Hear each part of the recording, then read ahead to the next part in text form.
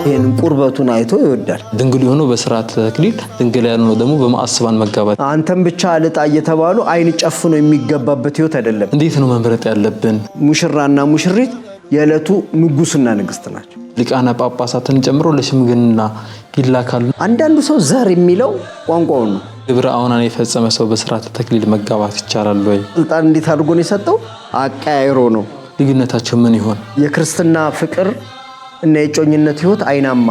ጋብቻ ምን ማለት ነው? አንቺም በሃይማኖትሽ እኔም በሃይማኖቴ አይጠበንም ቤት የሚባል ነገር የለም።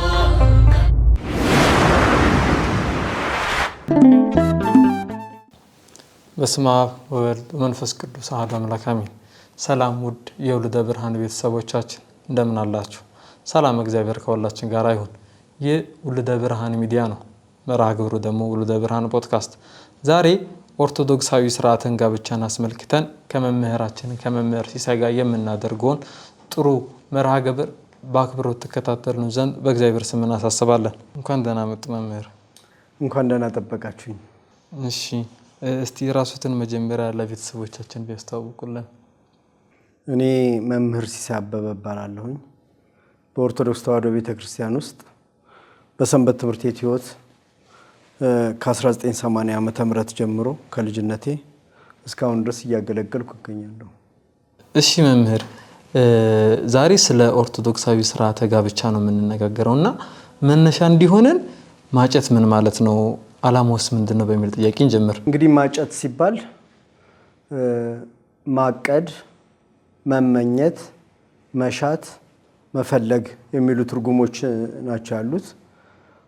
ለመጀመሪያ ጊዜ እጮኛን ያጨ አዳም ነው። አዳም ለምን ብቻዬን ሆንኩኝ? እኔን ለብቻዬ ለምን ፈጠረ? ሌሎቹ ተባዕትና እንስት ናቸው፣ እንደኔ ሆነ ለምን አልተገኘም ብሎ ፈለገ። ማጨት ማለት መፈለግ ስለሆነ አዳም ለራሱ የምትሆነውን ፈልጓል ማለት ነው። ከዛ ጀምሮ የራሴ በሆነች ለኔ የምትሆነኝ ባገኘው ብሎ ማየት፣ መመኘት፣ መፈለግ፣ ለመልካም ነገር ማጨት፣ እጩ ማድረግ፣ ለጋብቻ ለቅድስና ህይወት እጩ ማድረግ መምረጥን ሁሉ የሚመለከት ነው።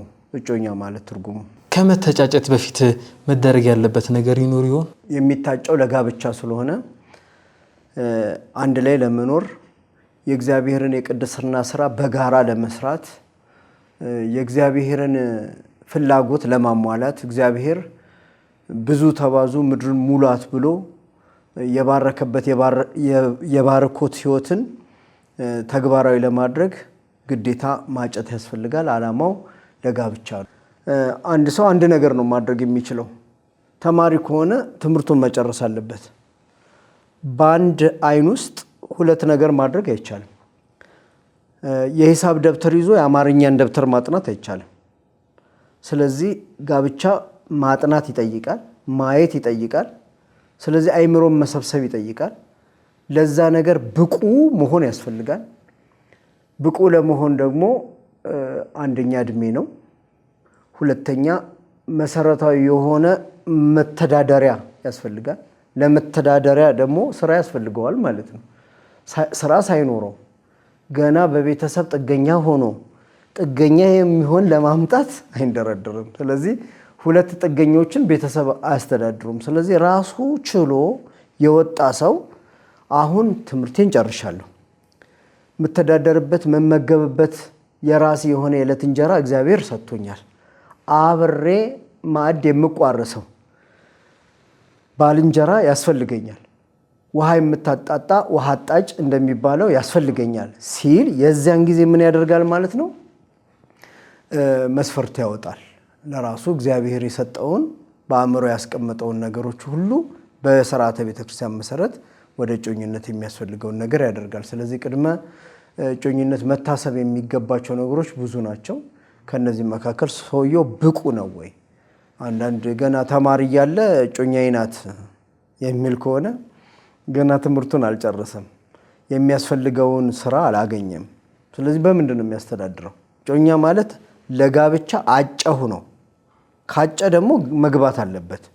ስለዚህ ያንን እድሜ ያንን ጊዜ ጠብቆ ወደዛ የሚገባበት ወቅት ሲደርስ ካልገባ ለፈተና ስለሚዳረግ መጀመሪያ ምን ማድረግ አለበት? ለዚህ ነገር ብቁ ነኝ ወይ ብሎ ማሰብ ያስፈልገዋል ማለት ነው። እጮኛ መምረጥ አለብንና እንዴት ነው መምረጥ ያለብን?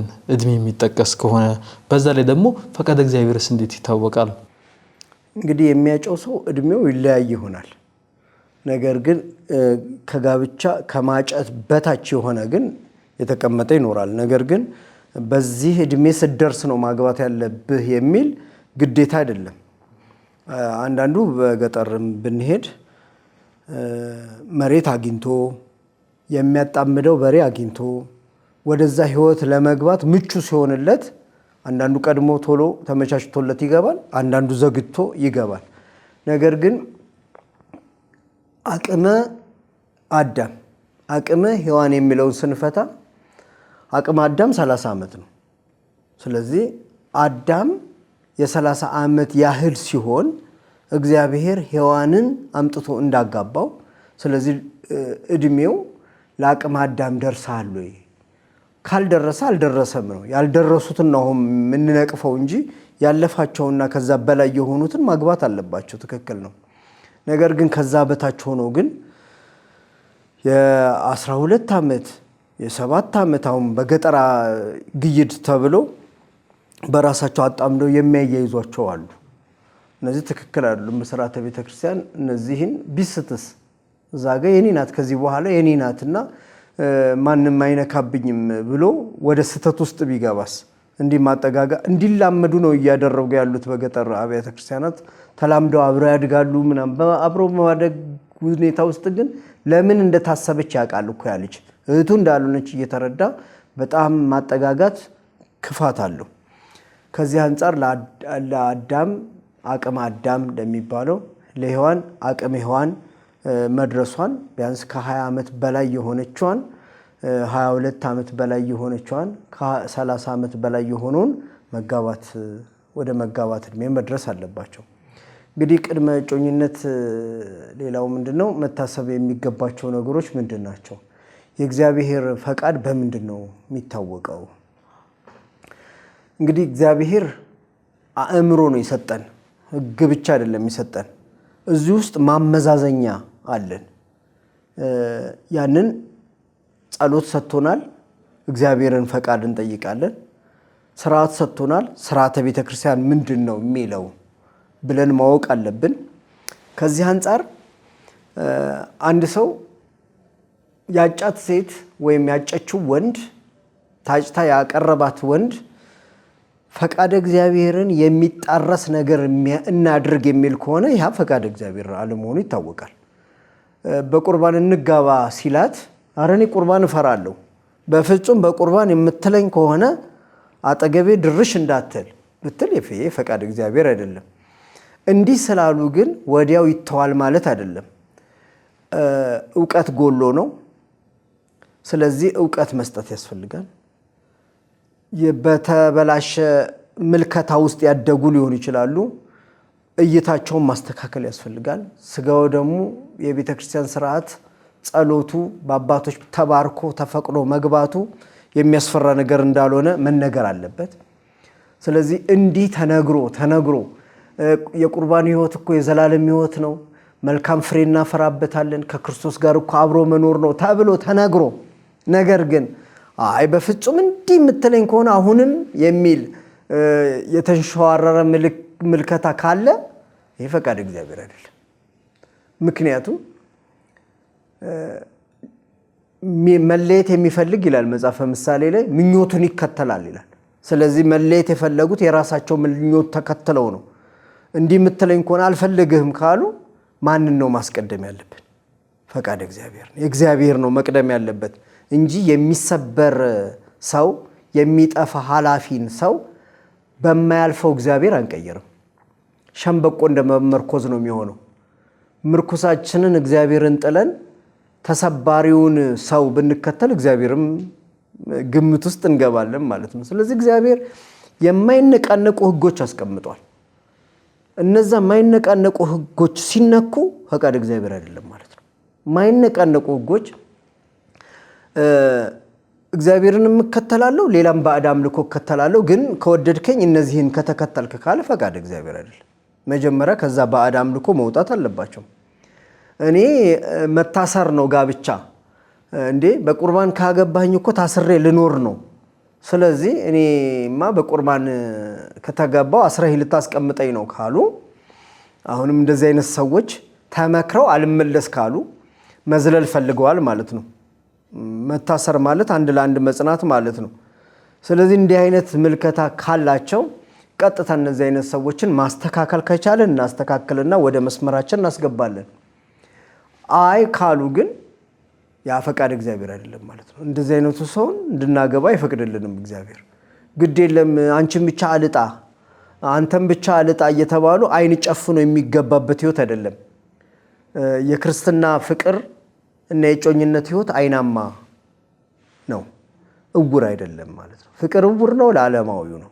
እኛ አፍጥጠን የምናይበት ውስጥን ሁሉ የምናነብበት አይን ነው ያለን። ስለዚህ ምንድነው አመለካከቱ? አመለካከቱን ለማግኘት ግን ብዙ ቁፋሮ ይደረጋል በጥናት ወቅት። ስለዚህ ብዙ ቁፋሮ ለማድረግ አፍ ሲከፈት ጭንቅላት ይታያል ነው። ስለዚህ እንድትናገር ማድረግ ያስፈልጋል። ሰው ሲጠና በጥናት ወቅት ፈቃድ እግዚአብሔርን ለማወጣጣት የሚደረጉ ጥረቶች ከፍተኛ ናቸው። እነዚህ የጮኝነት ጊዜ ውስጥ መደረግ የሚገባቸው ፈቃድ እግዚአብሔር ነው እያጠናሁት ነው አሁን ይህን ሰው እንዳገባ ፈቃድ እግዚአብሔር ነው ወይ ብሎ ለማወቅ ግዴታ የጥናት ወቅት ያስፈልጋል ማለት ነው። በነዛ ጥናት ወቅት ውስጥ ወድጄሃለሁ እኔ አንተን ማጣት አልፈልግም፣ ወድጄሻለሁ እኔ አንቺን ማጣት አልፈልግም በሚባባል ንግግር ውስጥ ጣልቃ መገባት የሚገባው ነገር አለ። ምንድነው? ያ ሰው የፈለገ አንተን ማጣት አልፈልግም ካለ ለዛ ሰው ብሎ ነው ንግግሮቹን የሚናገረው። ስለዚህ አለባብሶ ማረስ አያስፈልግም ባረም ስለሚመለስ። ስለዚህ ምንድነው ማድረግ የሚገባው ቢባል እንዲናገር ማወጣጣት። በምን? በሌላ በራስ አይደለም በሌላ ሰው ስለ ራሱ ሲባል የሚያወራውና ሌላ ሰው ሲባል የሚያወራው ይለያያል። ግን እኔ እናንተ የምንጋባው በቁርባን ነው አይደለም ቢባል አይደለም ብል ልትተወኝ ነው ስለሚል ቀጥታ ሌላ ማዞር ማለት ነው። ስለ ቁርባን ስለተጋቡ ሰዎች ማውራት በወሬ ስለ ሌላ ሰው ነው የምናወራው ማለት እንዴት ደስ ይላሉ በቁርባን ተጋብተው አብረው ይኖራሉ፣ ሁሉ ጊዜ የሚቆርባሉ፣ እንደዚህ የተቀደሰ ህይወት ይኖራሉ። እንዴት ግን ሰው ደፋር እኮ ነው እንዴት ቆርቦ ያገባል ካለ አንድ ወገን ተገኘ ማለት ነው። ተሰክራለህ አትሰክርም ቢባል ወንዱ እሰክራለሁ ብል ልትተወኝ ነው ስለዚህ አይ እኔ እሷን ማጣት አልሰክርም እላታለሁ ብሎ አለባብሶ ያርሳል ማለት ነው። ይሄ ባረም ይመለሳል። እንዴት ነው ማድረግ የሚገባው? ዘና እንደሚያደርግ ማውራት ትችላለህ ዋሽተህም ቢሆን። እኛ ሰፈር የሚሰክር አንድ ሰው እያለ በቃ ሰፈሩን ቅውጥ እያደረገው ሲረብሽ እኔ ዝናናለሁ። በጣም ይገርመኛል እንደዚህ አይነት ሰው ሰክሮ ራሱን ስቶ አንዳንድ ጊዜ ትቦ ይገባል። ሰፈሩን ቅውጥ ነው የሚያደርግ። እንደዚህ ነው ዘና ማለት እንዴ ፈታ ማለት አለበት ካለ ነገ ትዳር የሚፈታበትን ኪሳራ ውስጥ ሊገባ ነው ይሄ ሰው ማለት ነው። ስለዚህ ማንነቱን ምንነቱን አመለካከቱን ለማወጣጣት በጮኝነት ጊዜ ውስጥ ተጠንቶ አሁን ነጥብ ያዝን ማለት ግን ለመለያየት አይደለም። ምንድነው የሚደረገው? ነጥቦቹን ይዞ ነገ ለመምከር እንነሳለን ማለት ነው። በስካር ውስጥ አባካኝነት አለ፣ ትዳር ያናጋል። ስለዚህ ስካር ትክክል እንዳልሆነ መምከር። አይ አትጠጣ ብትኝ ካለ ውሳኔ የዛ ሰው ነው። ስለዚህ የሚሰክሩ ሰዎች ደግሞ የእግዚአብሔር መንግስት አይወርሱም። ስለዚህ የሚሰክር ሰው ማግብቶ እየተቃጠሉ ከመኖር እየተረበሹ ከመኖር አሁን ፈቃድ እግዚአብሔር ማወቅ ነው። ፈቃድ እግዚአብሔር ማወቅ ማለት እኮ ፈቃዱን ማወቅ ማለት ነው። ሌላ ነገር እኮ አይደለም። የእግዚአብሔር ፈቃድ ምንድን ነው? የእግዚአብሔር ፈቃድ ቅድስና ነው። የእግዚአብሔርን ፈቃድ የቅድስናን ህይወት አይሰራም ከሆነ ፈቃዱ አንተ ጋር ነው ያለው። ስለዚህ እግዚአብሔር አንድ ያስተምራል እንጂ በህልም እንደሌላው ቤተ እምነት ይመጣና አግባት ብያለሁ አይልም። ይሄ አጋንንት ነው። ክፉም ነገር ቢሆን አግባት ብያለሁ ይላል ሰይጣን። ስለዚህ የእግዚአብሔርን ፈቃድ ለማወቅ ፈቃዱ ምንድነው የእግዚአብሔር ብሎ መጀመሪያ ማወቅ ይገባናል ማለት ነው። አጥኒው ወገን የእግዚአብሔር ሰው መሆን አለበት። የእግዚአብሔር ሲሆን ሰው የእግዚአብሔር የሆነው ይሰጠዋል። ስለዚህ የእግዚአብሔርን ፈቃድ የሚያደርግ ሰው የእግዚአብሔር ፈቃድ የሚያደርገው ሰውን ይሰጠዋል። ስለዚህ ያንን ለማወቅ ነው ጥረት ማድረግ የሚገባው። ስለዚህ ቅድሚያ ፈቃድ እግዚአብሔር እኔ ማወቅ አለብኝ፣ ፈቃድ እግዚአብሔር የምትፈጽም ናት ለማለት ካወቀ በዛ ይለየዋል ማለት ነው። ውበት በር ነው፣ መግቢያ በር ማለት ነው። አንዳንድ ሰው የፊት ቆዳን ይሄን ቁርበቱን አይቶ ይወዳል። ቅላትን፣ ጠይምነትን፣ ቸኮሌት መልክነትን ሊያይ ይችላል። አንዳንዱ ከጀርባ ደግሞ አይቶ ሊወድ ይችላል። በቃ ጀርባዋን አይቼ ወደድኳት ሊል ይችላል። በር ነው እሱ፣ መግቢያ ነው እሱ። ግን የመጀመሪያ እንጂ የመጨረሻ አይደለም። ፍጻሜው ላይ ለመድረስ ልክ የወደድኳት ጀርባዋን፣ አካሄዷን፣ አነጋገሯን፣ ሳቂታነቷን ወደድኳት ያለ ሰው የእግዚአብሔር ፈቃድ የሚፈጽም ነው የማይፈጽም ነው የሚለውን የእግዚአብሔር መስፈርቶችን ማወቅ ያስፈልጋል። ስለዚህ ምንድናቸው መስፈርቶቹ ነው?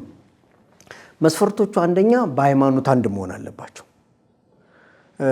ምክንያቱም በቅዱስ ጳውሎስ ተናግሯል። በአንደኛ ቆሮንቶስ ምዕራፍ 6 ቁጥር 13-14 ላይ ከማያምኑ ጋር በማይመች አካሄድ አትጠመዱ ብሏል። ስለዚህ ትዳር ወጥመድ ነው፣ ቀንበር፣ በአንድ ላይ የሚጠመዱት ቀንበር ነው። ይሸከሙታል ትዳርን። አንድ ላይ የሚሸከሙትን ትዳር በአንድ ተመሳሳይ ሃይማኖት ውስጥ ሳይሆኑ መጠመድ የለባቸው። ስለዚህ ወደድኳት እኔ እሷን ማጣት አልፈልግም ያለችው ሰው ያ ወገን ሃይማኖቱ የተለየ ከሆነ እዛ ዘዳግም ምዕራፍ 4 ቁጥር 7 ላይ ተነገራለ። ልጅህን ለአሕዛብ እንዳትሰጥ እኔን ከመከተል ያስታልና ካለ እግዚአብሔርን ከማምለክ የሚያስት ነው አይደለም ይሄ ሰውዬ ተብሎ መታወቅ አለበት።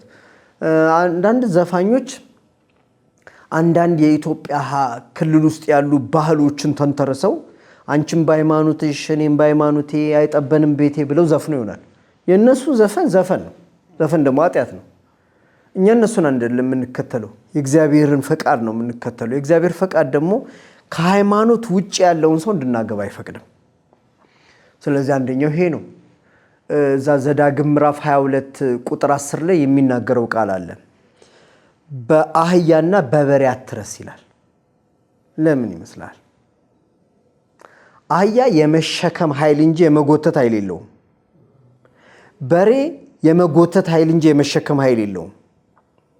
ሁለቱ በአንድ ላይ ቢጠመዱና ቀንበር ቢሸከሙ በሬ በኃይል ሲጎተት፣ አህያ ወደ ኋላ ስትቀር ቀንበሩ ይሰበራል። ትዳር እንዲህ ነው። እሱ ልቁረብ ሲል እሷ ወደ ኋላ ስትል ቀንበር ይሰበራል። ሌላ በሃይማኖት የማይገናኙ ከሆነ አንቺም በሃይማኖትሽ እኔም በሃይማኖት የሚባል ነገር የለም። እንዲህ አይነት ሰዎች ስለ ሃይማኖታቸው ግድ የሌላቸው ከሆኑ ነው የሚኖሩት አብረው፣ ግድ የላቸው። ስለዚህ ይጹም አይጹም የእሱን ይበላል የእሷን ትበላለች። የአሕዛብ የተሰዋውን በዛ ስም የተባረከውን ትበላለች። ይህ ሃይማኖት የሌለው ሰው ነው። እንዲህ ሊሆን አይችልም። ሁለቱም ሃይማኖታቸውን በጣም አጥባቂ አድርገን እስቲ እንሳላቸው።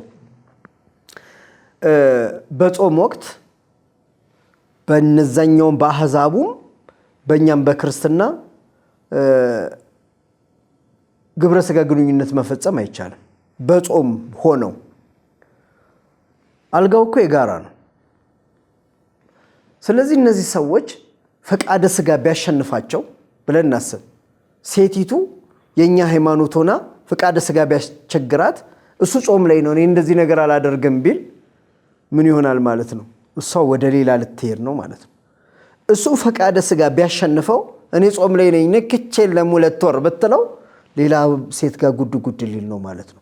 አንቺም በሃይማኖትሽ እኔም በሃይማኖቴ አይጠበንም ቤት የሚባል ነገር የለም። እስቲ ደግሞ በክርስትና ነው። ክርስትና ማለት ሕፃን ልጅ በ40 ቀንና በ80 ቀን የሚነሳውን ሁለቱም አንድ ላይ ወለዱ። የኔ ልጅ አይጠመቅም ቢል እሷ ደግሞ ኦርቶዶክስ ናትና የኔ ልጅ በ40 ቀን በ80 ቀን ይጠመቃሉ ብትል አይጠመቅም ይጠመቃል በሚል ግማሹን አካል አያጠምቁት መቼስ ልጁ የጋራቸው ነው። ስለዚህ እንዴት ነው የሚሆነው? አንቺም በሃይማኖትሽ እኔም በሃይማኖቴ የሚባል ነገር የለም። አንድ አይነት አመለካከት ያላቸውን በሬን ከበሬ ጋር ነው የምትጠምደው እንጂ አህያን ከበሬ ጋር አርገህ ማረስ አትችልም። ስለዚህ ጋብቻ መሰረታዊ የሆኑ ነገሮች አንደኛው ምንድነው? ሃይማኖት ነው። ሁለተኛ ዘር መታየት አለበት። ዘር መታየት አለበት። ሁለተኛ መስፈርት ተደርጎ የሚታየው ማለት ነው። ዘር መታየት አለበት። አንዳንዱ ሰው ዘር የሚለው ቋንቋው ነው። ይሄን ዘር ከዚህ ዘር ጋር አይጋባም ይላል። የሚባል የለም። ሁሉም የአዳም ዘር ነው፣ መጋባት ይችላል። ግን ዘሌዋውያን ምዕራፍ 18 ላይ የተጻፈው 7 ዘር ቆጥሮ መጋባት አለባቸው። መካከላቸው የዘር ግንድ እንዳለ አይለዩም። የጥንት ሰዎችስ የማን ልጅ ነው ይላሉ። በኋላ ነው የፊት አውራሪ ልጅ ነው የደጃዝማች ልጅ ነው ተብሎ የተቀየረው እንጂ መጀመሪያ የማን ልጅ ነው የመጣው? ለምንድን ነው እገሌ እገሌን ቢወልድ እገሌ እገሌን ቢወልድ እገሌ እገሌን ቢወልድ ብለው 7 ቆጥረው አይ እነዚህ መጋባት ይችላሉ፣ ምክንያቱም 7 ተራርቀዋል ለማለት ነው። ስለዚህ ዘር ይቆጠራል ማለት ነው። እንደዚህ እኮ አጋጥሟል። ጋብቻ አይፈርስም፣ የሚፈርስ ነገር አይደለም። ትልቅ ተቋም ነው። ነገር ግን ማንነቱን አያውቅም። እሱም ከገጠር የመጣ ነው፣ እሷም ከገጠር የመጣች ናት። የተለያየ ቦታ ነው ያደጉት። በኋላ ለቅሶ ሲያጋጥም ሴቲቱ ቀድማ ሄዳ እዛ ለቅሶ ቦታ ሆና እሱ ደግሞ ደርሳለሁ ብሎ ሌላ ቀን ሲመጣ እዛው ሚስቱን አግኝቷታል። አንቺ እዚህ ምን ታደርጊያለሽ? እንዴ አባቴ እኮ ነው የሞተው። እንዴ የኔም እኮ አባት ነው። አሁን እነዚህ ሰዎችን የአንድ አባት ልጆች ሆነው እንዴት ታደርጋቸዋለህ? አየህ፣ ዘር አለመቁጠር ችግሩ ማለት ነው። ስለዚህ ፈተና ውስጥ ትወድቃለህ። የአንድ ዘመዳሞች ልጆች ተጋብተው ተገኝተዋል። የአንድ አክስትና ያጎት ልጆች ተጋብተው ተገኝተዋል። ለምንድን ነው ቢባል ዘር መቁጠር ስለተውነ ነው። ዘር ማለት ቋንቋ አይደለም። ቋንቋ እኔ አረብ አገር ያለ ሰው ወስዶኝ በጉዲፈቻ ቢያሳድገኝ አረብኛ ቅልጥፍጥፍ አድርጌ ብናገር እኔ አረብ ነኝ ማለት ነው። ዘሬ አይደለም፣ ያኛው ቋንቋ ነው። ኦሮሚያ ክልል ለጉዲፈቻ ማለት ራሱ ኦሮምኛ ነው። ወስዶ እኔን ቢያሳድገኝ ኦሮሞ ነህ ዘርህ ማለት ነው አይደለም። ዘር አይደለም፣ እሱ ቋንቋ ነው። የለመድኩት ቋንቋ ነው፣ የምናገረው ቋንቋ ነው። ስለዚህ ሰው ባደገበት አካባቢ ያንን ቋንቋ ይለምዳል። ስለዚህ የዚህ ቋንቋ ተናጋሪን አላገባም ነውር ነው። እሱ ከነውርም ነውር ነው። እግዚአብሔር ከማይወደው ነገር አንዱ ነው። ስለዚህ ዘር መቁጠር ማለት 7 ዘር መቆጠር አለበት። ሌላ መታየት ከሚገባቸው ነገሮች ይሄ ቅድም ያልናቸው ስነ ምግባሮች ናቸው። ስነ ምግባር ዋና ነገር ነው። ሰው ሃይማኖትን ከምግባር ጋር ነው አነጻጽረህ ሰው የሚባለው ነፍስና ስጋ ሲኖረው እንደሆነ ሁሉ ሃይማኖትን ከምግባር ጋር አብሮ ያላስተባበረ ሰው ኦርቶዶክስ ስለሆነ ብቻ የተዋህዶ ልጅ ነኝ ስላለ ብቻ አይደለም መጋባት ያለበት። ምን ለምዷል? ምን አይነት አመለካከት አለው? አስተዳደጉ እንዴት ነው የለመደው ማለት ነው። የለመደው አስተዳደግ በምን አይነት ነው? ተደባዳቢ ነው? ቁጠኛ ነው? ከቁጣ ጋር ባልንጀራ አትሁን፣ ከቁጠኛ ሰው ጋር ባልንጀራ አትሁን ተብሏል። ስለዚህ የተደባደብክ ከምትኖር መጀመሪያ ነው እንጂ መጥኖ መደቆስ አሁን ምን ያደርጋል? ድስት ጥዶ ማልቀስ ይሆናል። ካለዛ መታየት ያለባቸው እነዚህ መታየት አለበት። እጮኝነትን ከጨረሰ ነው በኋላ ቀጣይ የሚመጣው ሽምግልና ነው። ስለዚህ ሽምግልና በቤተክርስቲያናችን እንዴት ይታያል? እንዴትስ መሆን አለበት ብላ ቤተክርስቲያናችን ትነግረናለች? ባህላችን ከሃይማኖታችን ጋር የተገናኘ ነው፣ የተሳሰረ ነው። አብዛኛውን የክርስትና ሕይወት ላይ የሚኖሩ ኢትዮጵያውያን ሃይማኖታቸው ከባህላቸው፣ ባህላቸው ከሃይማኖታቸው ጋር የተገናኘ ነው። አክብሮት ነው ጉዳዩ። አንድ ሰው ግቢ ውስጥ የብርቱካን ችግኝ ተክሎ ብዙ ተከባክቦ አድጎለት ፍሬ ሲያፈራ ሌላ ሰው መጥቶ በአጥር እየዘለለ ከፍሬው ላይ እየወሰደ በቅርጫት በጆንያ አድርጎ ቢወስድ ምንም አይለው፣ ምንም አይሰማው። እንደዛ ማለት ነው። በቃ አንድን ልጅ ለማሳደግ ምን ያህል ኢንቨስት እንደምታደርግ አስቡ። ምን ያህል እነዚህ ሰዎች እንደተንከባከቡና እንዳሳደጉ አስቡ። እንዲህ አሳድገው ለአቅመ ሔዋን ስትደርስ ፈቃድ ሳይጠይቁ ወስዶ ቤት ማሰር ልጅን አንዳንዱ ብልጣ አለ። በእጁ ይዞ ሽማግሌ ይልካል። አይለቃትም ልጅቷን። እምቢ ካሉ እዚሁ ትቀመጣለች ነው። ጉልበት ማለት ነው። ይሄ ህገወጥነት ነው። አክብሮ ግን ልጃችሁን ለልጄ ማስባል ይሄ ስርዓት ነው። ዝም ብሎ እኮ ማምጣት ይችሉ ነበር። አብርሃም ከወገኖቼ ሃይማኖት ከሚመስሉኝ ሂድና አምጣ ብሎ እጅ መንሻ ማጫውንም ጥሎሹንም ሁሉንም ለኤሊኤዘር ለተባሉ ለኢያዕብር ሰጥቶ መልአኩ ሽምግልና ነው። ጋብቻሞች ሁኑኝ ብሎ መጠየቅ፣ ልጃችሁን ለልጃችን ስጡን ብሎ መጠየቅ አክብሮት ነው። ስለዚህ ይሄ ትክክለኛ ስርዓት ነው። ነገር ግን ሁሉ አገባብና በስርዓት ደግሞ መሆን አለበት። ያ ተቀባዩ ሰው እንግዳ ተቀባይ ነው። እንግዳ በሚቀበልበት ጊዜ ዝም ብሎ ኢትዮጵያዊ ባህል ስላለ እነዛን ሰዎች ለመቀበል ምን ያህል ማውጣት እንዳለበት ማሰብ ያስፈልጋል። ሽማግሌ ስታበዛ እነዛን ሁሉ የሚያስተናግድ ነገር ነው የሚያዘጋጀው ማለት ነው። 3 ሰው ስትልክና 13 ሰው ስትልክ እኩል ነው። ስለዚህ እነዛን የሚያስተናግድበት ቤት አለው በአሁኑ ጊዜ። ከእንደዚህ አንጻር መጠን አድርጎ መላኩ አግባብ ነው። ለነዚያ ሰው ያለንን አክብሮት ይገልጣል። ነገር ግን ስርዓት ማበጀት ያስፈልጋል። ምራቃቸውን ዋጥ ያድርጉ። ሊጠይቁ ሊያስረዱ የሚችሉ የራሱ የሆኑ ዘመዶች መሆን አለባቸው። ከመንገድ እየለቃቀመ አምጥቶ ሽማግሌ መላክ የለበት። ስለሱ እንኳን ስለ ልጅቷ ስም እንኳን እሺ እሱም በደንብ ጠንቅቆ ላያውቃት ይችላል። አንድ ጊዜ ሽማግሌ ተላክንና እኛ ለካ እሱ የነገረን የቤት ስሟን ነው። የዚህ የሰፈር ስም አለ እሱና ጓደኞቹ የሚጠሩትን። እሺ የትኛዋን ልጃችን የፈለጋችሁት አሉ ሽማግሌዎቹ። እኛ እሱ የነገረን ነው እንጂ እኛ አናውቃትም እኮ ልጅቷን። እቺ የምትባል የተጠየቃችሁትን መልስ በትክክል አልመለሳችሁም። ማንን እንደምትፈልጉ በማታውቁት ቤት ውስጥ ነው የመጣችሁት። እንዲህ የምትባል ልጅ የለችንም ብለው አዋርዶ ነው ይላኩ። ከዛ ለካሱ ስሜ እኮ ይሄኛው ስሜ እኮ የሰፈርና የጓደኞቼ በተረብ የሚጠሩኝ ስም ነው። እሱ እንግዲህ ያንን ስም ነው የነገረ። ግዴታ እሱን ነው የምትናገረው። ሽማግሌዎቹ እንደዚህ የምትባል ልጅ የለችንም። እንግዲህ አስቡ። እነዚህ አይነት ሰዎች ሽማግሌ ሲልኩ ደግሞ እናት ምናምን ሽማግሌ ይመጣል ስለተባለ ቤት ውስጥ አዘጋጅታለች። እነሱም ይከስራሉ። እነዛ መልፋታቸው ብቻ አይደለም የሚታየው ማለት ነው። ከዚህ አንጻር ማንነቱን የሚያውቅ በደንብ ሊያስረዱለት የሚችሉ ልጃችን ጨዋ ነው ሲሉ እውነተኛ ነገር መመስከር የሚችሉ ጠጪ ሆኖ የኛ ልጅ ጨዋ ነው፣ ሰካራምና ተደባዳቢ ሆኖ ራሱን የገዛ በስራ ተቆንጥጦ ያደገ ብሎ የሐሰት ምስክር መሆን ያስቀጣል። ይሄን ማድረግ ተገቢ አይደለም። ስለዚህ ሽማግሌ መላክ አግባብ ነው። ነገር ግን መላክ የሚገባው እሱን የሚያውቅ ስለሱ የሚያስረዳ፣ እነሱም ደግሞ ስለ ልጃቸው ሊያስረዱ ስለሆነ የተቀመጡት። ስለዚህ ከዚህ አንጻር ትክክል ነው ሽማግሌ መላክ። መላክ የሌለባቸው ግን አሉ። አሁን የምናያቸው ነገሮች አሁን ወደ ላይ ውሃ ወደ ሽቅብ በጄኔሬተር ካልሆነ አይወጣም። ገፍተን መሄድ የሌለብን ነገሮች ሲደረጉ ግን ካየ እንደ ልጅነት ደግሞ አባቶቻችን ተዋረዱብን ያሰኛል። ለምሳሌ ጳጳሳት ሽምግልና ሲላኩ ልክ የማይሆነው ስታይ ለምን ምንድን ነው ችግሩ? ምንም ችግር የለውም። የጋብቻውን ክቡርነት ያሳያል እኮ ምንም ችግር የለውም። በራሱ ስታዩ ገራገር ሆነ ስታየው እንዴ ለዛ ሰው ያላቸውን ክብር ያሳያል ብለህ ልትሸፍነው ትችላለህ።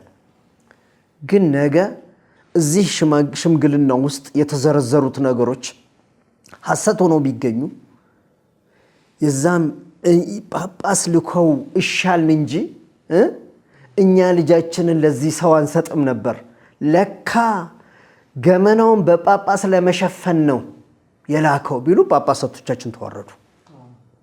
የጳጳሳቶቻችን ክብር ዝቅ ይላል።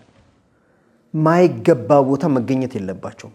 በቃ ለዚህ የሚገባ ሰው ዘመዶቹ፣ አባቱ፣ አጎቶቹ እንዲህ የሚያውቁት ሰዎች ሊላኩ ይገባሉ እንጂ እላይ ያለ አባት ስንት ስራ ያለበት ስንት የቤተ ክርስቲያን ነገር ዕለት ዕለት እያስጨነቀ ባለበት ዘመን ትልቁን አባት አውርዶታችም ስራ ሲባል ትክክል አይደለም። ለቡራኬ ለማጋባት ቃል ለማጋባት ስራቸው ነው። በቃ ይሄን ለማድረግ እንጂ እዚህ ድረስ አማጭ መሆን ትክክል አይመስልም።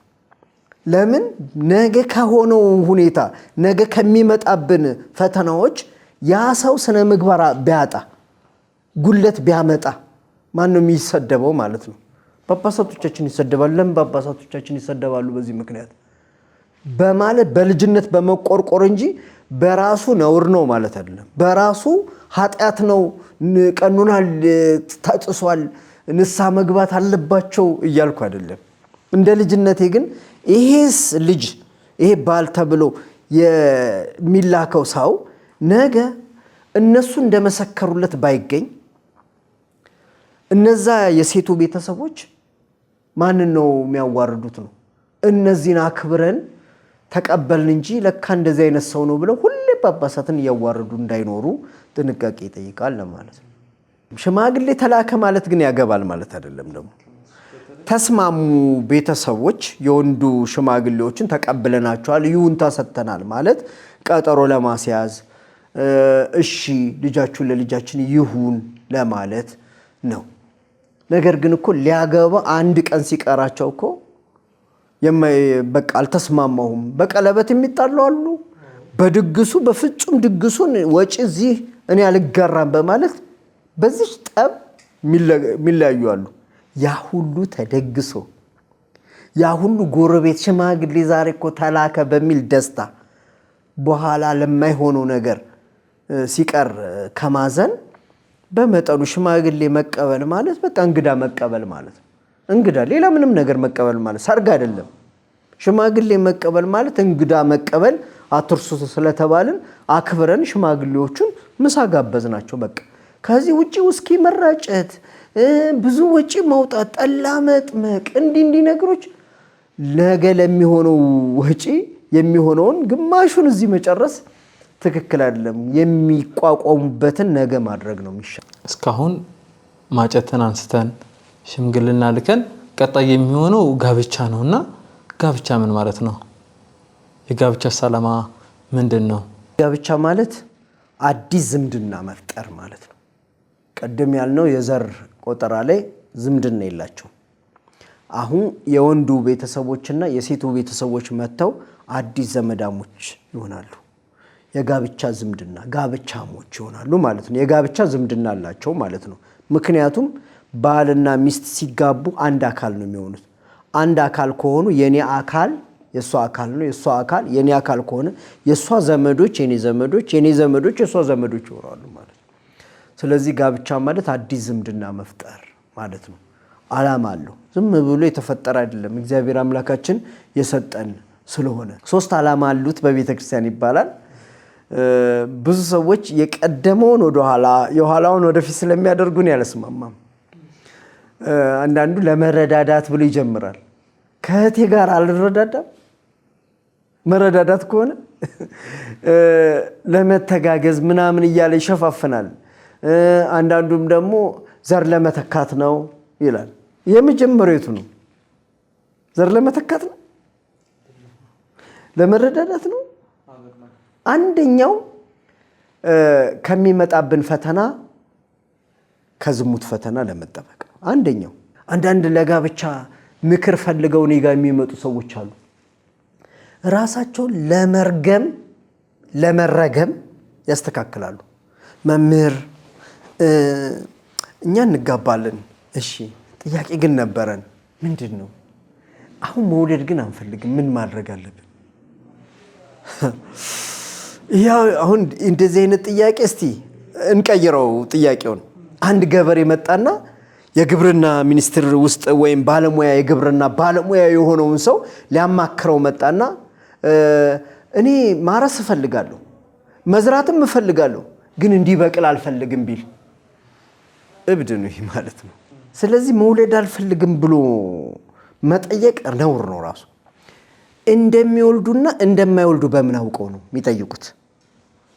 ስላገቡ ብቻ እኮ አይወልዱም። ብዙ ሰዎች እኮ ተጋብተው መሃን ይሆኑ እኮ አሉ። ስለዚህ እንዴት ሰው ራሱ ላይ ይሟርታል? ማግባት አልፈልጋለሁ መውለድ ግን አልፈልግም አይባልም። መዝራት እፈልጋለሁ ነገር ግን ተክሉ እንዲበቅል አልፈልግም አይባልም። በቃ የተፈጥሮ ሂደት ነው። ስለዚህ እግዚአብሔር በሚልክያስ ምዕራፍ 2 ላይ ተናገረው ማንም የልጅነት ሚስቱን አያታል እግዚአብሔር ከናንተ የሚፈልገው ምንድነው ዘር አይደለምን ብሏል ስለዚህ ዘር ከኛ ይፈልጋል ማለት ነው እግዚአብሔር የሚፈልገውን ዓላማ ደግሞ አለማድረግ መጀመሪያውኑ አለማግባት ነው አይኔ መቆየት ፈልጋለሁ ለመሰሎት መምህርን የማስተርሲን መስራት ፈልጋለሁ እንዲ ዲግሪን መስራት ፈልጋለሁ ምን ካለ አርፎ ይስራ ዲግሪውን ሰርቶ ማስተርሱን ሰርቶ ሲጨርስ ይምጣ ያግባ ካለዛ እንዲህ ያደረገ እግዚአብሔርን ማሳዘን አይገባ ሶስተኛው በሐሳብም በአካልም መረዳዳት ነው አንዳንዱ ያገባል ዓላማውን ስለማይገባው በቤተ ክርስቲያን ነው የምናወራው መሐላው ላይ ምን የሚላል እጅና ነባብሮ እኔ እገሌ ክርስትና ስሙን ጠርቶ እገሊትን የሕግ ሚስቴ እንድትሆነኝ ወድጄ ተቀብያታለሁ ስለዚህ ከዛሬ ጀምሮ በስራዋ ሁሉ እረዳታለሁ ብሏል እኮ መረዳዳት እረዳለሁ ብሎ ያገባና ወንድ እንዴት ይሰራል ይላል ስለዚህ ሰውዬ ጋብቻ ዓላማ አልገባውም ማለት ነው ገና ከመግባቱ በፊት ሊነገሩ ይገባል ባህልና ሃይማኖት ይለያያል ባህል ሌላ ነው ባህል ጎጂ ነገር አለው ጠቃሚ ነገር ይኖራል ሃይማኖት ግን ጎጂ ነገር የለውም ስለዚህ ሊረዳዱ ነው የገቡት ይሄንን ወንበር በአንድ እጄ ማንሳት ቢከብደኝ ሁለተኛው እጄ ያግዛል አካሊ ስለሆነ ይሄኛው እጄ ባልና ሚስት አካል ናቸው ስለዚህ ለሚስት የተተወ ብቻ ነገር የለም በሐሳብም መረዳዳት ነው አሁን ገና የሚያገቡ ሰዎች ቁጭ ብለው ሂሳብ መስራት አለባቸው የወሩ አስቤዛ የወሩ ወጪ የሚወጣው ሁሉ ቁጭ ብሎ ነው መሰራት ያለበት የብዙ ባልና ሚስቶች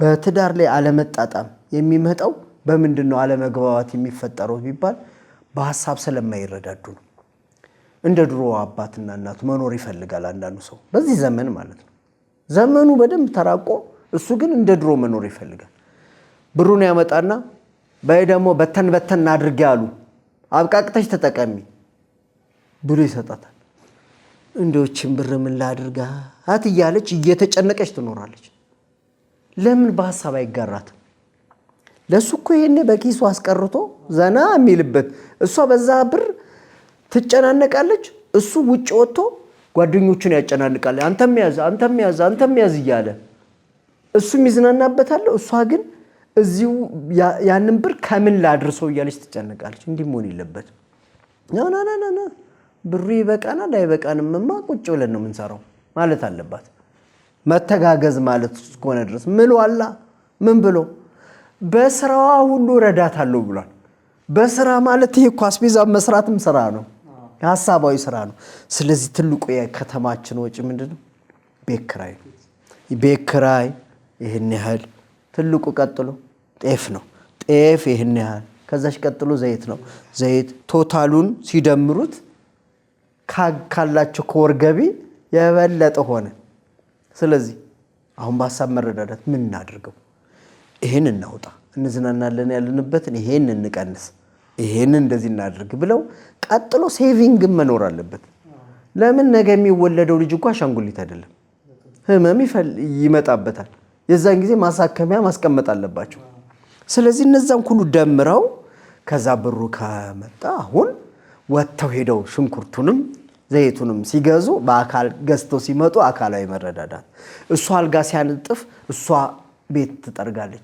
እሷ ዕቃ ስታጠብ እሱ ወልውሎ አዳርቆ ያስቀምጣል ይሄ አካላዊ እሷ እዛው ኪችን ውስጥ ልትጋግር ከሆነ እሱ ሊጡን ይዞ ተሸክሞ ያደርሳል አካላዊ መረዳዳት ማለት ይሄ ነው እግዚአብሔር በልጅ ሲባርካቸው እሷ ሌላ ነገር ስትሰራ እሱ ልጇን ሽሹ ይላል ያባብላል እንዲህ እየተደረገ የሚሆንበት ዓላማ ሊገባቸው ያስፈልጋል ሳይነገራቸው ይገባሉ አብዛኛው የመጀመሪያ ጊዜ መመከር አለባቸው ገና ከመግባታቸው በፊት ዓላማው ቁጭ አድርጎ መምህር ሊነግራቸው ይገባል ጋብቻን በተለያየ መንገድ ቤተክርስቲያናችን ትፈጽማለች በሥርዓተ ተክሊል በቅዱስ ቁርባን በማዕሰባን ትፈጽማለችና እስቲ የነዚህ አንድነታቸው ልዩነታቸው ምን ይሆን እርሱም ቢያብራሩልን ሥርዓተ ተክሊል ማለት ምንም ጋብቻ ላልፈጸሙ ድንግልናቸውን ለጠበቁ ለነዚህ ሰዎች እስከ ጋብቻ በፊት ለብቻ ሲቆርቡ ኖረዋል። በቅድስና ሕይወት ሲኖሩ ኖረዋል። አሁን ድንግልናቸውን ጠብቀው ለሥርዓተ ተክሊል ለጋብቻ ሲደርሱ አክሊል ዘውድ ደፍተው ድንግልናቸውን በመጠበቃቸው አክሊል ደፍተው የሚያደርጉት የሥርዓት አይነት ሥርዓተ ተክሊል ይባላል። ነገር ግን ድንግልናቸውን በተለያየ ምክንያት ያጡ እነዚህ ሰዎች ደግሞ ጸሎተ ማስባን ተደርጎላቸው ያገባሉ። ይሄ ማስባን ማለት ጋብቻ የደገመ ድንግልናውን ያጣ ሰዎች የሚጸለይላቸው ጸሎት ነው። ለነዛ የተክሊሉ ጸሎት ይደረግላቸዋል። ለነዚህኞቹ ደግሞ ጸሎቱ ተክሊል አይደረግላቸውም። ለምን? ድንግልናቸውን ያጡ ሰዎች የሚያደርጉት ጋብቻ ነው። ነገር ግን ጋብቻቸው ደግሞ በዓለማዊ የተደረገ ይኖራል። እነዚህ ደግሞ በዓለማዊ ደግሞ የተደረጉ ሰው ልጆች ወልደዋል፣ አፍርተዋል። እነዚህን ደግሞ ማስባረክ ማለት ነው። ጋብቻን ማስባረክ ነው የሚባለው። ጋብቻ አይደለም እንዳንለው ጋብቻ ነው። እንኳን እሱ አይደለም ከጋለሞታ ሴት ጋር የተኛም ራሱ አንድ አካል እንደሆኑ አታውቁም ምን ብሏል ቅዱስ ጳውሎስ? አንድ አካል ናቸው እነዚህ ሰዎች፣ አንድ አካል ናቸው። አንድ አካል ለማድረግ አይደለም። ጋብቻቸው ግን ቅድስና የለውም። ምክንያቱም ቤተክርስቲያን አልቀደሰችውም። ቀድሳ ባርካ አላጋባቻቸውም፣ ግን ተጋብተዋል። ስለዚህ እነዚህን ደግሞ ካባ አድርጋ ንስሐ ሰታ ማለት ነው። መጀመሪያ ንስሐ ሰታ፣ ቦታ ሰታ፣ ወንበር ሰታ፣ ሁለቱንም በሥርዓተ ቁርባን እንዲጋቡ ታደርጋቸዋለች። ከሥርዓተ ተክሊል የሚከለክሉ ነገሮች ካሉ እነዛ እነማን ናቸው? በተለይ በአሁኑ ጊዜ በአሁኑ ዘመን ፈተና እየሆነ የመጣው ግብረ አውናን ነው። አዲስ ባይሆንም እንደ አዲስ ተነስቶ ግብረ አውናን የበለጠ ወጣቱን እያስቸገረ ይገኛልና እሱንስ ግብረ አውናን የፈጸመ ሰው በሥርዓተ ተክሊል መጋባት ይቻላል ወይ? ድንግልና የሚፈርሰው በግብረ ሥጋ ግንኙነት ነው። ይሄ ግብረ ሥጋ ግንኙነት አይደለም። ነገር ግን ሱስ ከሆነ ሁሌም በዚህ ብቻ በመርካት የሚኖር ከሆነ አግብቶም ወደዛው ሕይወት ውስጥ ስለሚገባ ይሄ ለምክረ ካህን ብቻ የተለተወ ነው። ካህኑ ይመለከታል። አንተ በዚህ በመክረህ እንዲህ ስታደርግ የኖርክ ነህና አይሆንም፣ አንተ ተክሊል አታደርግ ወይ እንዲህ ብለው ከወሰኑበት በቤተ ክርስቲያናችን ትልቁ ማዕረግ ያለው ካህን ነው። ትልቁ ማዕረግ ካህን መንግስተ ሰማያት የማስገባት ስልጣን እስካለው ድረስ ትልቁ ባለስልጣን እሱ ነው።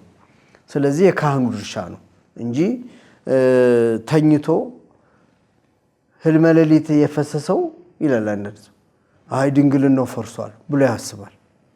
ይሄ ግብረ ሥጋ ግንኙነት አደረገ ማለት አይደለም። ይሄ ግብረ ሥጋ ግንኙነት በወንድና በሴት ነው የሚፈጸመው እንጂ በዚህ አይነት ሁኔታ አይፈጸምም። ስለዚህ ሱስ ሆኖበት ከሆነ ግን ከዚህ ሱስ እንዲወጣ ካህኑ ይመክራሉ። የተነሳ ይሁን ሁኔታ ያሉ በዚህ ምክንያት ሊፈቅዱለት ይችላሉ።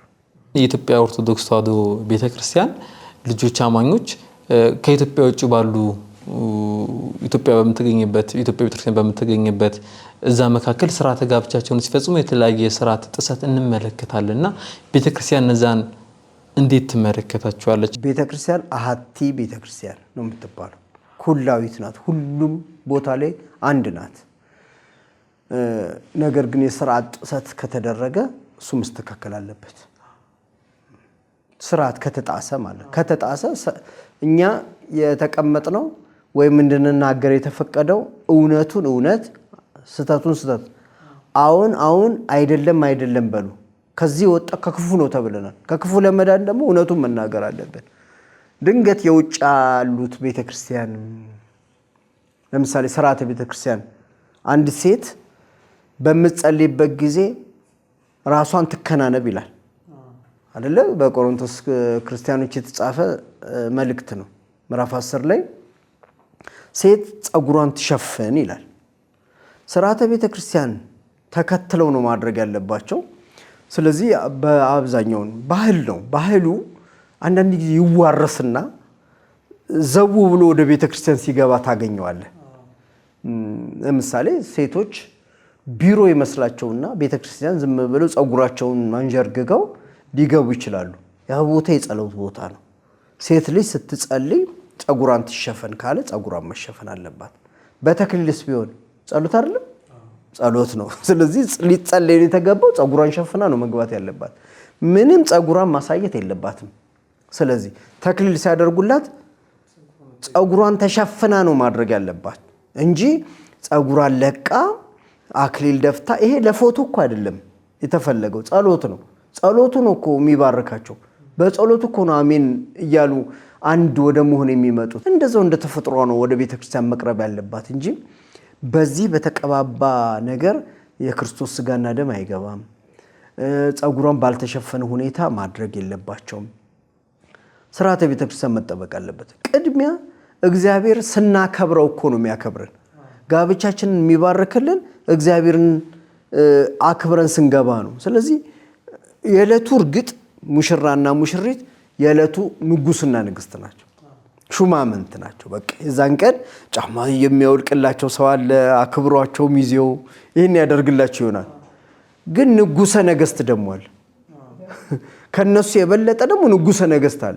እሱ ደግሞ መከበር አለበት እግዚአብሔር መከበር አለበት ይሄን ሲያከብሩ ነው የዛን ጊዜ ጋብቻቸውን የሚያከብርላቸው የሚባርክላቸው ከእንደዚህ አንፃር መታሰብ አለበት ካባው ወንዱ ነጭ ካደረገ ሴቷም ነጭ ነው ማድረግ ያንድነታቸው ምልክት ስለሆነ እንደውም ድሮ እንዳልነበረም አልተመቸም ይሆናል እንጂ አንድ አይነት ካባ ነው አንድ አይነት መጎናጸፊያ ነበር የሚያደርጉት ግን ለአንድነታቸው ምልክት በአንድ ቤት ተክሊል ማለት ተከለለ በአንድነት ተከለለ ማለት ነው በአንድነት ተሸፈነ ማለት ነው ለመሄድ አልተመቸ ከሆነ ለብቻቸው ካደረጉም ግን ቀይ ካባ ካደረገ እሷም ቀይ ነው ማድረግ ያለበት ያንድነታቸው ምልክት ነው ማጨትን አንስተን ሽምግልናን አንስተን ቤተክርስቲያንስ እንዴት መጋባት አለባቸው ቢለን በሥርዓተ ተክሊል በሥርዓተ ማዕሰባን ብለን እነዚህን ሁሉ ያነሳ ነው ወደ ጋብቻ እንዲገቡ ነው ስለዚህ ይሄን ላይ ፈጸመ ሰው ጋብቻው እንዴት መሆን አለበት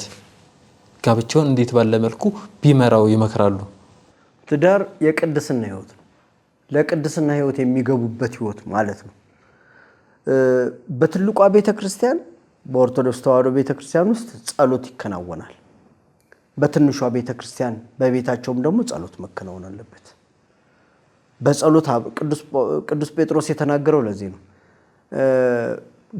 በጋብቻ ውስጥ ያሉትን ባልና ሚስቶች ጸሎታቸው እንዳይከለከል ብሏቸው ጸሎታቸው መከልከል የለባትም ስለዚህ ክፍል ካላቸው ብዙ ክፍሎች ካሉት አንዱን የጸሎት ቦታ አንዱን የጸሎት ክፍል ማድረግ ክፍል ከሌላቸው አንዱን የግድግዳ ቦታ ቅዱሳት ስዕላት አድርገው በመጋረጃ አድርገው አክብረው እዛች ቦታ ላይ ለጸሎት አብረው መቆም አለባቸው ነገ ሕፃን ሲመጣ ማህፀን ውስጥ ያሉ ይሰማል ቅድስት ኤልሳቤጥን እኮ ድንግል ማርያም ስትመጣ እኮ ሕፃኑ ቅዱስ ዮሐንስ በማህፀኑ ነው ዘሏል ስለዚህ የድንግል ማርያምን ውዳሴ መስማት አለበት የሷን ነገር መስማት አለበት ጸሎት ማድረግ አለባቸው ጧት ሲነሱ ከዛስ ልጅ ሲመጣ እነሱን ይከተላል ስለዚህ ጎረቤት ከነሱ ይማራል የሚማራቸው ነገሮች አሉ ስለዚህ መንፈሳዊ ህይወት የሚመሩበት አንዳንዱ ደግሞ ካገባ በኋላ ነገር ዓለሙን የሚተዋል ምን ማለት ነው ይሄ መጀመሪያ ግንዛቤ ያልተሰጣቸው ማለት ነው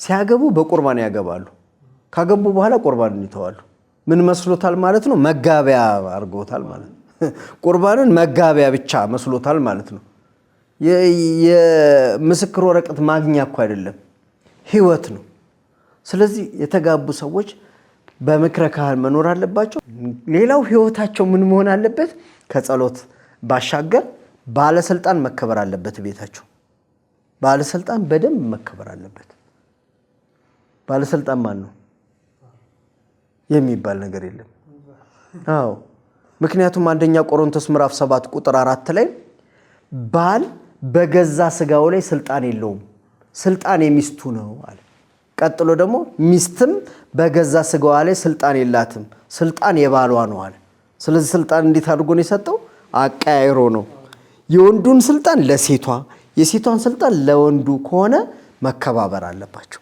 ባለስልጣን መከበር አለበት ማለት ሚስት ባልን ማክበር አለባት ባል ሚስትን ማክበር አለባት ባለስልጣን ስለሆነ የትም ትሂድ የትም ትግባ እሱን አስፈቅዳ ነው መሄድ ያለባት ማድረግ ያለባት የምትሰራውን ስራ አማክራ አስፈቅዳ ነው የምታደርገው የሚሰራውን ስራ አስፈቅዶ ነው ማድረግ ያለበት ካለዛስ ለፈተና ይዳረጋሉ አብዛኛው ባለትዳር የችግራቸው ምንድነው ቢባል ባለስልጣን ባለመከበሩ መብቴ ነው ይላል የለውም እኮ መብቱን አሳልፎ ሰጥቶ መብቴ ነው የሚባል ጨዋታ የለም።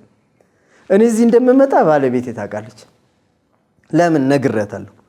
ሌላ የጣልቃ አለማስገባት ነው በትዳር ውስጥ። አባት እናት ጓደኛማ ምን እናትና አባቱን ይተዋል ከተባለ ጓደኛንም ጭራሽ ነው መተው ያለበት። ምንም አይመለከታቸውም በእነሱ ስልጣን ውስጥ። ማንም የእነሱ ስልጣን ላይ የበላይ የሆነ የለም። ልጄን እንዲያደርግሃት የሚል አባትናነት መኖር የለበትም። እኔ ነኝ ባለስልጣን ይቅርታ አድርጉልኝ ልጄ ምናምን አሳልፎ ከሰጡ በኋላ የሚለው ጥቅሱ ምንድን ነው? ሰው አባትና እናቱን ይተዋል ከሚስቱም ጋር ይተባበራል አለ እንጂ ሌላ ተባባሪ አጋዥ እዛ ቤት ውስጥ ገብቶ ትዳሩን ለማቆም ካልሆነ ለማገዝ ካልሆነ በስተቀር ማዘዝ አይችልም። ባለስልጣኑ ባል ነው፣ ባለስልጣኗ ሚስት ናት። እንዲህ ተደርገው የተከባበሩበት ትዳር የተቀደሰ ጋብቻ ነው። በመጨረሻ ቀረ ጎደለ የሚሉት ነገር ካለ ቢጨምሩልን።